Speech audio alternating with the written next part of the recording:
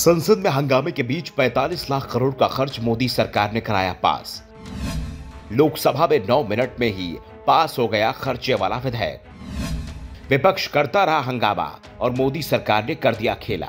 संसद में हंगामा मचा हुआ है, दोनों सदन ठप हैं। सत्ता पक्ष राहुल से माफी की मांग कर रहा है, माफी उस बयान के लिए जो उन्होंने लंदन में दिया था। तो विपक्ष ये सवाल कर रहा है कि जब राहुल ने कुछ गलत कहा ही नहीं है तो माफी किस बात के लिए, और बात माफी की है तो पहले राहुल को अपनी सफाई देने का मौका भी देना चाहिए। दूसरा, राहुल गांधी लोकसभा के सदस्य हैं, ऐसे में राज्यसभा में हंगामा क्यों मचा हुआ है? राहुल चाह कर भी राज्यसभा में माफी नहीं मांग सकते हैं, क्योंकि वो ना तो मंत्री हैं और ना ही राज्यसभा के सदस्य ही हैं। लेकिन फिलहाल तो हंगामा राज्यसभा में ही मचा है। बीजेपी राहुल से माफी की मांग पर अड़ी हुई है। इन सब के बीच लोकसभा में आज धड़-धड़ विनियोग विधेयक आते गए और पास होते चले गए। बिना किसी चर्चा के 45 लाख करोड़, जी हां, पूरे 45 लाख करोड़ की अनुदान मांगों पर लोकसभा ने अपनी मोहर लगा दी। राज्यसभा भी इस पर मोहर लगा देगी, क्योंकि वहां भी हंगामा मचा हुआ है। और जिस तरह से लोकसभा में वित्त विधेयक पर मोहर लगी है, वैसे राज्यसभा में भी लग जाएगी। वैसे भी वित्त विधेयक रोकने की शक्ति राज्यसभा के पास नहीं होती है। विधेयक राज्यसभा की कार्रवाई में शामिल होने के बाद 14 दिन में पास करना होता है। अगर राज्यसभा 14 दिन तक वित्त विधेयक का कोई फैसला नहीं कर पाती है तो उसे अपने आप पास मान लिया जाता है। संसद सत्र 6 अप्रैल तक चलना है। ऐसे में उम्मीद कम ही दिख रही है कि सत्र चल पाएगा, क्योंकि सत्ता पक्ष तो हंगामा मचा ही रहा है, विपक्ष भी पीछे नहीं है। हिंडनबर्ग रिपोर्ट के खुलासे के बाद से ही विपक्ष अडानी मामले को लेकर मोदी सरकार को घेरने में जुटा हुआ है।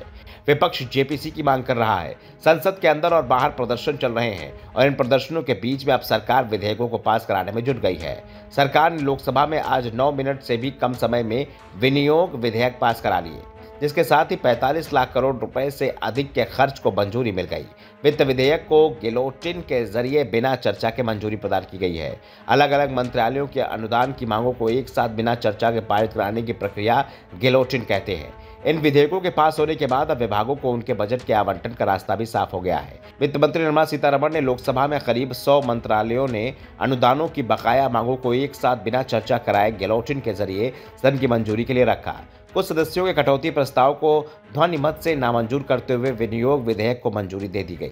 जिस समय ये सब हो रहा था, पीएम मोदी भी सदन में मौजूद थे। उनकी मौजूदगी में कांग्रेस और दूसरे विपक्षी सदस्यों ने अडानी समूह से जुड़े मुद्दे की जांच के लिए जेपीसी गठित करने की मांग करते हुए जमकर नारेबाजी की। दूसरी ओर आज भी विपक्षी दलों का विरोध प्रदर्शन संसद के अंदर और बाहर जारी रहा। प्रदर्शन में कांग्रेस सहित लगभग सभी विपक्षी दल शामिल हुए।